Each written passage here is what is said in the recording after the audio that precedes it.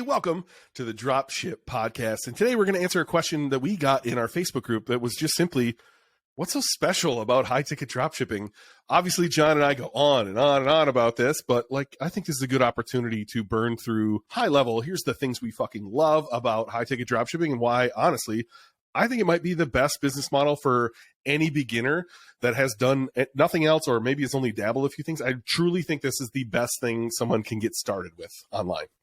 Yeah, absolutely. I mean, that's what I thought when I got started, and I really haven't seen anything in the last 8 years or so that since I started. And there's been a lot of business models come and go, one of which you're gonna mention here in a second, I think. But there's been other things that have come and gone that have been marketed in the sort of business opportunity space, like ways that you could get started in business. And they've come and gone, and yet, what we do still works, right? It still works. It still works, I think, pretty much the same as it did when I started, which is a phenomenal thing. So what do you love about it? Why is it better? Yeah, to be fair, there are other ones I like. I don't think there's anything wrong with some other business models, but I do think this is the easiest one to get started. So first off, all right, dropshipping gets a bad rap.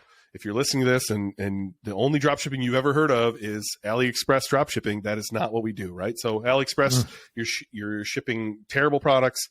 You're giving a terrible customer service. It's showing up 40 days later in a heavily taped box, and it's not what the ad showed. You're doing demand generation where we're going to do demand capture. So demand generation is like you found a hot product. Now you got to run a TikTok ad and hope you can get somebody interested enough to click through and buy the product from you using some sort of fake urgency on your website, and then you turn and burn that site. That's not what we're teaching, right? So demand capture is where you sell products people are already looking for, and you simply step in front of them, you capture some of that demand, and you sell them the product. And so this is where I think high-ticket dropshipping starts setting itself apart. It is right out of the gates. You don't have to create demand. There's already products on the market that people are searching for, that they are looking for, that you can simply sell on your store and put in front of them.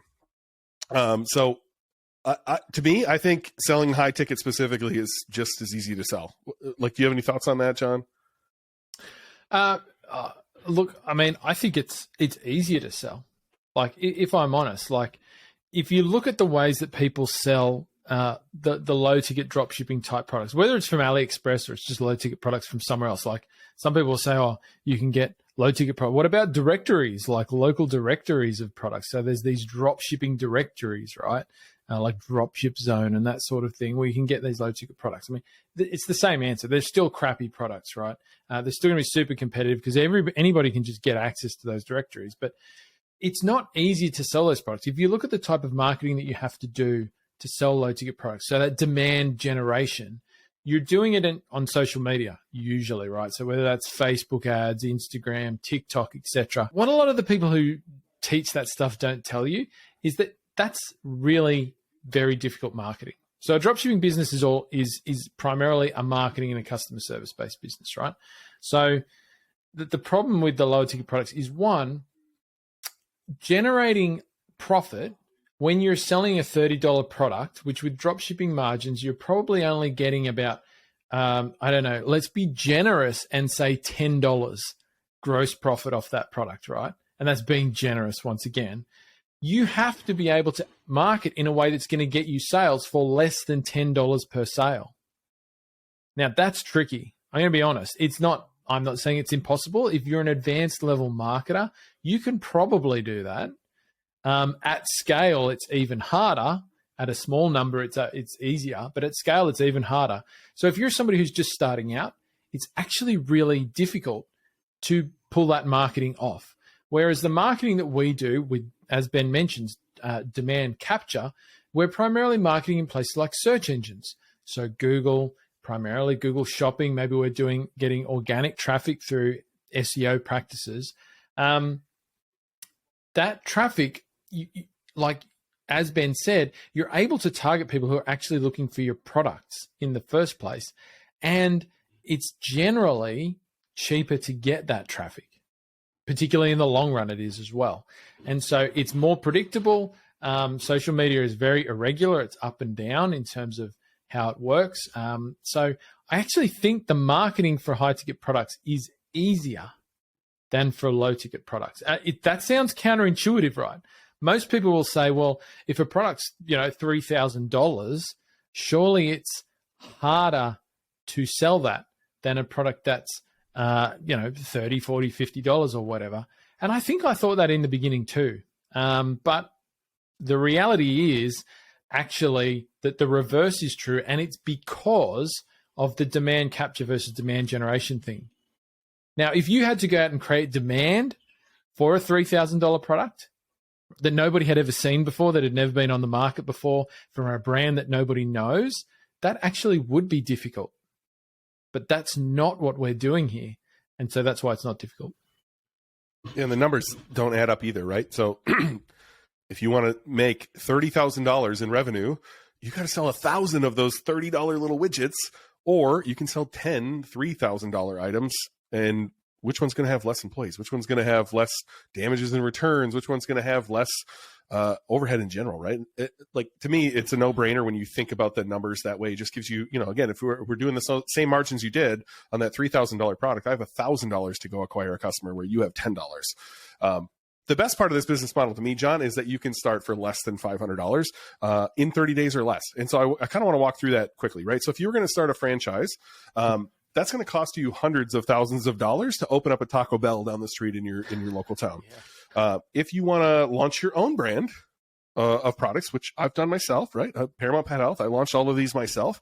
You're going to need to do some research on the products. You're going to need to get samples back and forth, especially if you're doing China. You're going to have to go back and forth a few times to make sure those samples are correct. You're going to have to place a large dollar order in most cases, and then you're going to launch in hope and really hope somebody comes and buys your stuff. And then if they do, let's say it goes really, really well. Now, the first half of your order sold, and you have to take that money and go order your next order and sell off the other half and hope it gets here in time for that to sell off, just for you to sell a little bit more and take that cash and never, ever have any in your pockets. You will have a great looking business on paper, and you will be broke as a joke, even though your business has great asset value. It's a very frustrating business to be in, and I should know, I have one of those businesses where it's very frustrating. Cash flow is king here, right? And so if you're doing high ticket drop shipping, at the end of the month, your books are usually clean if everything is shipped out, and that is all cash flow for you. And again, you can get started for less than $500. And here's how: you need a domain, whether you use GoDaddy or I'm a Namecheap guy myself. It's going to cost you around $12 for a domain. You're going to need Shopify. That is $29 a month for their base level plan. You're going to need a theme, $180 to $500 nowadays. They go way up there nowadays for a theme. You don't need one. I started my first business without a paid theme, but certainly we would recommend you getting a paid theme, and we give away Superstore if you become a member of our full course, because we recommend that theme so much, and we think that's, honestly, you should get a paid theme. $180 to $300 for that. You're going to need Google Workspace, right? So you're going to want John at johnsnewstore.com, not John's dropshipping store at gmail.com. It doesn't look very professional, so you'll need Google Workspace. That's $12. You're going to need an 800 phone number in the United States. We recommend Grasshopper. That's around $40 a month for an 800 phone number. You might want to get a little branding done, like your logo or some homepage images, things like that. That's going to cost you $25, $50 on Fiverr, somewhere around there. And then your biggest expense in dollars is Google Ads, because you have to go acquire those customers. But the beauty of just starting is Google says, please come spend money with me. In fact, I'll even donate to you to do so. So they'll run a coupon that is either spend $150, get $150, or you can find this, spend $500 to get $500. That's the biggest one. I would definitely recommend trying to find that coupon if they didn't offer it to you. And you should be able to get your first sale in that $150 plus $150 or $500 plus $500, if not more than one sale. And then you can roll those profits back into running more ads and capturing more customers and starting the snowball that is your business. Now, the biggest expense itself is not monetary at all. It's your time. You're going to have to put some effort into this. Every business takes work. You're going to have to put in that work. And so you can either spend your time, or you can spend a little more money here if you want to, having someone else build your site or upload the products or optimize your pages, things like that. But make no doubt about it, there is a time investment here that needs to be made. Yeah, 100%. That's the trade-off. And I think that's, I still can't believe, if you say you can start a business for $500 or less, compared to traditional businesses, which I've had some experience with, the costs are almost non-existent compared to the, where you can take one of these businesses for starting at that price. It's massive. But, I think one of the other big benefits for me, which I love, and I think not a lot of people realize at the start. I certainly didn't really think about it this way when I first started, and I know a lot of other people probably don't think about it, but you actually, as you go through the process of building and launching and then growing one of these businesses, you're actually learning a whole bunch of skills, transferable skills, while making money. So, you know, we talk about going and learning things at college, and people seem okay with that. Well, you're basically spending a whole bunch of money to learn stuff, and you're not making any money while you're there learning it, and you might not actually make any money off it, you know, for the rest of your life. So many people go to college and spend a heap of money on that and then never actually do the thing they learn at college anyway.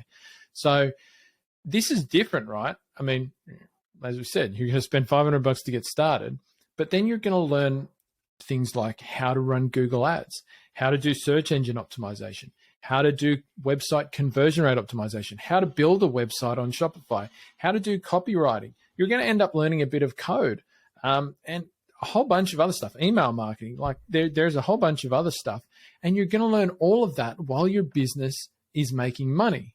And so you're essentially, and this is the way you should think about it, you're getting paid to learn, because those skills, all of those skills I just listed out, they're transferable. So every business these days is doing something online, whether it's advertising, whether it's building a website, whether it's copywriting, they're all doing something online. So you could apply all of these skills to a different business. If you want to go and do it, like, let's say that you didn't want to do dropshipping long term, you wanted to go and try your hand at other businesses online. We've just learned a whole bunch of stuff that will transfer into another business online, or people could pay you for your services, right? So you know how to run Google Ads and make sales, help people make sales using Google Ads. People will pay you to do that for them, if nothing else. I mean, you can take this in so many different ways. A good friend of ours, Isaac Smith, who you can hear on this podcast in one of our really early episodes, he took what he learnt running high-ticket dropshipping businesses of his own into starting a bookkeeping service for high-ticket dropshippers. And so now other high-ticket dropshippers pay him or his business to, you know, manage their monthly bookkeeping, right? So that they can better understand their finances. Completely unexpected direction for Isaac, I think, when he first started. His thought was not that I'm going to become a bookkeeper or have a bookkeeping business. And yet that's where he landed up. And that's something he really enjoys doing. It's a good little business. So I think that's really exciting as well. Another exciting element of getting into this space and building one of these businesses. Yeah, my friend Karina, she started in this same journey, and now she's running social media ads for my company, for a few of my friends' companies. By the way, if your high-ticket dropshipping store needs social media presence, let me know. I'll introduce you to Karina. There's a lot of opportunity here by taking your skills and realizing, you know, this is why I think it's a good place to start. You can start for little money, hopefully make some sales, hopefully make some profit, and also kind of discover what you want. This is a way to throw stuff at the wall and see what you do like while making money. Where else can you get that done? I'm not sure. But honestly, all right. So one of my favorite parts of this, John, is a little off topic, kind of, I guess, but it's further down the road. Sure. So if you think about building a regular business, you want to launch a product, you want to, you got a house being built in the background there or what? It's amazing. Yeah. Fucking neighbors, man. We're going to leave that in there. That's a good stuff right there. All right. So one of my favorite parts of building a high ticket dropshipping business is you can kind of skip the line on understanding what products you should launch under your own brand. So if you think about the fact that you are selling into one market, you're going to really get to know your customer. You're going to understand their wants and needs. You're going to understand who they are. You're also going to understand like the different avatars that exist inside of your business. It's not just going to be one person, right? It's going to be 3, 4, 5 different types of one person. And then once you get to know them, you're going to know their wants, their needs, what's missing from the marketplace. You're likely going to have a percentage of your products that's small, that is the majority of what you sell. It's usually, 80-20, 20% of your products will make 80% of your sales, right? And then in that, you'll also have an 80-20 of that too. So you'll have like 3, 4, 5 products that you sell a lot of, and you're going to get a lot of feedback on those products, whether you request it or not. They're going to tell you, hey, man, I wish this product had X, or I wish this product had Y, or why doesn't it come with this feature, or why doesn't it come with this accessory?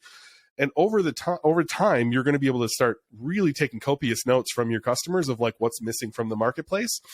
Right. Hopefully through that, you've listened to John and I rant about SEO enough that you're ranking number 1, number 2, number 7 for your niche type, right? Where this product's going to fall under that. And then you can simply put your product at the top. Go make the better product because you've already gotten all the feedback. You can run a Jeff Walker launch style, which by the way is a great book, Jeff Walker launch style launch to this, where you're asking for feedback, but you've already gotten it. So you know the answers that are going to come in. And then you're going to make all your customers feel like they have all this buy-in, and you're going to drop your product on the market with a rabid audience because you have all of these customers already. So whether that is launching your own product, which is a high ticket product, or whether that is simply launching some accessories that your customers have been asking for that you can put on there and start your own direct to consumer brand that is smaller items. Either way, you have all the data now, and you're getting all that data at a profit. So I don't understand how anybody else would want to launch a brand without having that data. I think that's one of the allures of Amazon FBA is Amazon's kind of giving you some data. You can take educated guesses. This is better than that because those customers are your customers. You're speaking to those customers directly. You're getting a lot of feedback. And so that's one of my favorite opportunities. It's something I've been able to do in a couple businesses, and I look forward to being able to do it in future businesses and helping our students be able to launch products inside of there where then, they go from 30% margin to 80% margin. 80% margin on a $5,000 product, John, sounds like a very fun time. Sounds amazing. Yeah. And look, I just can't even think like the thought of, being able to launch products while you're getting paid, right? Which is the complete opposite. As if you try to bring a product to market in the beginning as your first step, you're going to try and pre-sell it probably before you've even made any. Which is going to get you some money, but it also brings with it a set of risks that if something goes wrong with the product manufacturer at that point, you've still taken a whole bunch of people's money and you're going to have a really tough time talking to all of those people. Here, if you do that after you've started drop shipping in a market, you're building a drop shipping business, which is already providing profit.